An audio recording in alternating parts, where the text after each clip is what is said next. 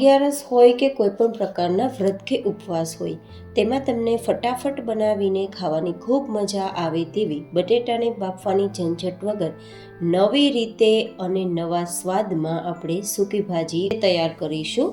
એકદમ સરળ રીતે મિનિટોમાં તૈયાર થશે અને જે ખાશે તેને ખૂબ પસંદ આવશે.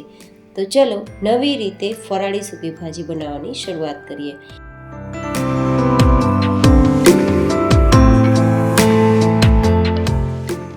તો જેમના માટે આપણે અહીંયા 3 નંગ જેટલા કાચા બટેટા લીધા છે.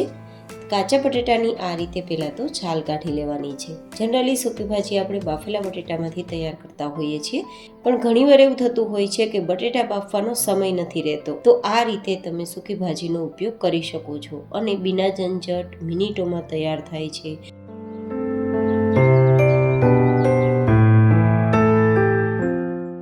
તો આ રીતે બટેટાની છાલ કાઢ્યા બાદ તેને ઊભી ચિપ્સ તૈયાર કરી લેશું. તમે થોડા નાના ટુકડા કરવા હોય તો પણ કરી શકો છો.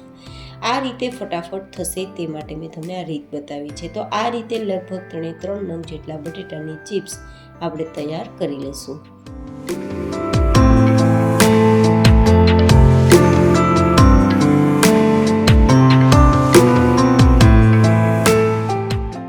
હવે આપણે અહીંયા લગભગ 2 ગ્લાસ જેટલું પાણી લેશું અને પછી તેમાં આપણે તૈયાર કરેલ ચિપ્સ છે તે ઉમેરી દઈશું.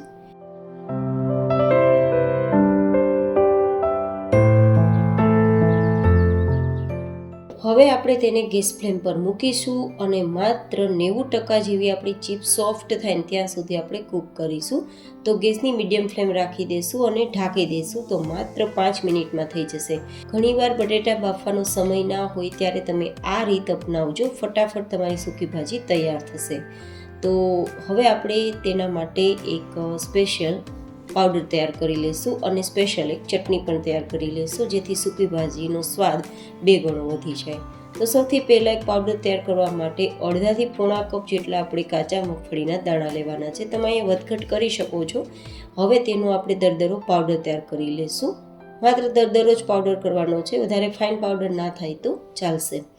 આ રીતે પાવડરને હવે આપણે એક્સ્ટ્રા વાસણમાં લઈ લઈશું અને હવે તૈયાર કરીશું એક સ્પેશિયલ ચટણી કે જે આપણી સૂકી ભાજીમાં 2 ગણો સ્વાદ વધારી દેશે અને ખૂબ જ પસંદ આવશે. તો જેમના માટે આપણે 10-12 નંગ જેટલા મરચાંના ટુકડા ઉમેરી દઈશું મિક્સરમાં. અહીંયા આપણે રેડ ચટણી નથી ઉમેરવાના, લાલ ચટણી નથી ઉમેરવાના. તો લીલી ચટણીની તીખાશ આપવા માટે મરચાંનો ઉપયોગ વધારે કરેલો છે. સાથે 2-3 ઇંચ જેટલા આદુના ટુકડા લઈશું. હવે અહીંયા થોડા આપણે લીલા ધાણા ઉમેરીશું અને પછી 1 નંગ જેટલો લીંબુનો રસ. તમે અહીંયા ખટાશ તમારા ટેસ્ટ મુજબ વધઘટ કરી શકો છો, પણ એકવાર આ રીતે ટ્રાય કરજો. બિના ઝંઝટ તમારી સૂકી ભાજી તૈયાર થશે, એ પણ મિનિટોમાં. તો હવે આપણે ખટાશને મેન્ટેન કરવા 1 ચમચી ખાંડ ઉમેરી દઈશું અને પછી પાણી ઉમેર્યા વગર પેસ્ટ તૈયાર કરી લઈશું.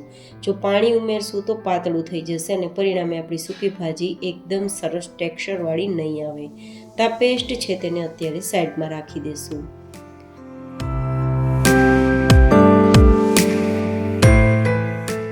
તો હવે આપણે જોઈએ 5 મિનિટ પછી તો લગભગ આપણી ચિપ્સ છે તે 80-90% જેવી સોફ્ટ થઈ જ ગઈ હશે.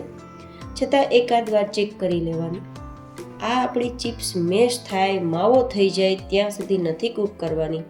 માત્ર આપણે આ ચિપ્સના આરામથી 2 ટુકડા કરી શકીએ આટલું સોફ્ટ થાય પછી તેને બહાર કાઢી લેવાની છે. બસ આ રીતે 2 ટુકડા થઈ જાય પછી નીચે ઉતારી લેવાની. તો આપણા બટેટાની ચિપ્સ બરાબર કૂક થઈ ગઈ છે. મેં તમને હમણાં જ બતાવ્યું કઈ રીતે ટુકડા થયા. તો હવે તેને બહાર કાઢી લઈશું.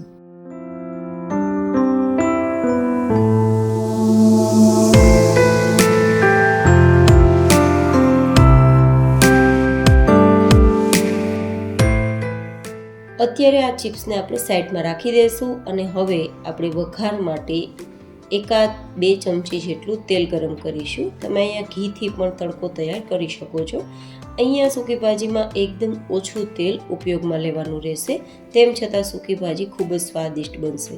હવે તેમાં થોડું જીરું ઉમેરી દઈશું અને તૈયાર કરેલ આપણી ચટણી કે પેસ્ટ ઉમેરી દઈશું અને પછી આ રીતે ચલાવશું. જેમ જેમ ચલાવતા જશું તેમ તેમ થોડું લિક્વિડ ફોર્મ થશે અને થોડી વારમાં જ આપણે ઉમેરેલું તેલ છે તે ઉપર દેખાવા લાગશે, કારણ કે ચટણી છે તેને પકાવવી ખૂબ જરૂરી છે. હવે અહીંયા આપણે 1 થી 1.5 નાની ચમચી જેટલું સેંધા નમક ઉમેરીશું અને પછી ઉપર તેલ દેખાવા લાગે ત્યાં સુધી કૂક કરીશું. અત્યારે તમે જોઈ શકો છો કે 2 ચમચી તેલ નાખ્યું હતું તે પણ ઉપર દેખાય છે. તો હવે આપણે તૈયાર કરેલી બટેટાની ચિપ્સ ઉમેરી દઈશું અને કાચા મગફળીના દાણાનો પાવડર ઉમેરી દઈશું.